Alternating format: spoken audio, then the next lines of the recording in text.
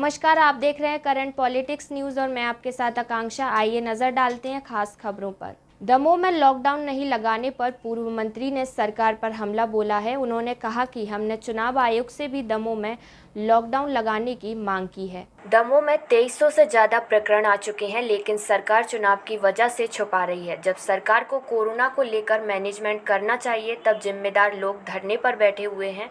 सरकार की ढिलाई की वजह से प्रदेश में ये हालात बने हुए हैं। पीसी शर्मा ने कोलार और शाहपुरा में 9 दिन के लॉकडाउन को सरकार का फेलियर बताया है। शर्मा ने सभी विधायकों से वैक्सीन लगवाने की अपील की है। कहा कि विधायकों के साथ सभी लोग वैक्सीन लगवाएं। लॉकडाउन लगा रहे हैं पूरे प्रदेश में, तो दमोह में क्यों नहीं लगा रहे? मैंने चुनाव आयोग को भी लिखा था कि भाई जैसे 48 घंटे पहले वहाँ लोगों को हटा दिया जाता है, वैसे आप 15 दिन पहले हटा दीजिए वहाँ से, कोई जाए नहीं। क्योंकि ये कोरोना वहाँ भी फैल रहा है। 3 लोगों की कल परसों में वहाँ डेथ हुई है और 150 से ज़्यादा लोगों की जान चली गई है। कई संक्रमित 2300 केसेस संक्रमित उसके रिजल्ट ही बता रहे हैं। तो ये दमोह की जो स्थिति होगी ये भयावह होगी। इसलिए चुनाव आयोग से भी मांग है कि वो प्रतिबंध लगाए और सरकार से भी कि वहाँ पे भी लॉकडाउन लगाए, जैसे सभी नगर पालिका और नगर निगम क्षेत्रों में आपने लॉकडाउन लगाए, क्योंकि वहाँ के लोगों की जान भी कीमती है, वो उनको भी बचाया जाए। दूसरी, अस्पतालों में बेड नहीं है। लगातार मुख्यमंत्री और सरकार कह रहे हैं कि बेड का इंतजाम करेंगे। कब करेंगे? कल 40 से ज़्यादा लोगों की शव भदभदा विश्राम घाट में दाह संस्कार किया गया। डिंडोरी में पदस्थ एसडीओपी सुरेश मिश्रा ने अपने रीवा स्थित निवास में गुरुवार सुबह पहले समधी श्रीनिवास तिवारी को लाइसेंस बंदूक से गोली मार दी। इसके बाद बहू प्रतिभा मिश्रा, पत्नी अनुपा मिश्रा को बंधक बनाया। वीडियो हुआ वायरल।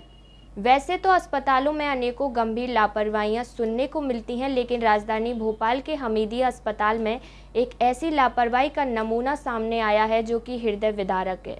दरअसल राजधानी भोपाल के हमीदिया अस्पताल में जब्बार नामक व्यक्ति की मां नफीसा और नारायण की भाभी शीला का हमीदिया अस्पताल में इलाज चल रहा था। दोनों की मृत्यु अस्पताल में ही हो गई थी, जिस पर दोनों के शवों को मरचुरी में रखा गया, जहां से शवों की अदला बदली अस्पताल प्रशासन द्वारा कर दी गई।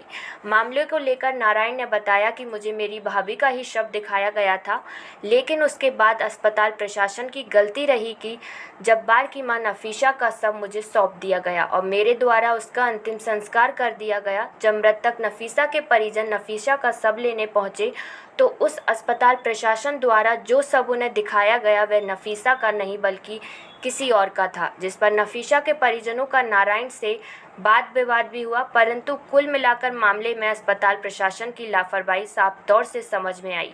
खैर, अब देखना ये होगा कि ऐसी लापरवाही पर अस्पताल प्रशासन द्वारा किसे दोषी माना जाता है और किस पर सख्त से सख्त कार्रवाई की जाती है। मुझे अपनी भाभी समझ के दी, शीलाबाई नाम से, तो मैं बॉडी लेकर टेक में नहीं देखा नाम वाम का। टेक साहब, मैं पढ़ा लिखा हूँ नहीं, इंग्लिश में लिखा हुआ था, उस पर इतनी बड़ी पर्ची लिखी हुई थी। हाँ। तो अंदर से जब उनने वो दराज में रखी हुई थी, अंदर वो बड़ी बड़ी मशीनें लगी हुई और उसमें रखी हुई थी, उसमें थोड़ी सी निकाल के और उसका थोड़ा सा जो है वो चैन खोली, पन्नी में पूरी पैक थी। तो वो चैन खोल के देखी तो मैंने कहा मेरी भाभी, तो मैं उस भाभी समझ के साहब उसको ले गया। उनको ले जाके मैंने साहब और उनका अंतिम संस्कार किया, क्योंकि मेरी भाभी जो है कल अब ना जाने वो रात को मरी या कब मरी। कल मेरे पास सुबह 9 बजे का फ़ोन पहुंचा था, गलत बॉडी की मेरे पास से मैडम जी का फ़ोन पहुंचा अभी, जब मैं अंतिम संस्कार करके घर पहुंच चुका था। इसकी सूचना कब लगी? बॉडी बदल गई? बॉडी बदल गई, इसकी सूचना क्या कहते हैं उन्होंने 3-1 बजे बताया। हाँ, दिन में बताया कि बॉडी चेंज हो गई है। और क्या यहाँ से यही हॉस्पिटल वालों स्टाफ वगैरह का गया होगा, उनका फ़ोन आया था।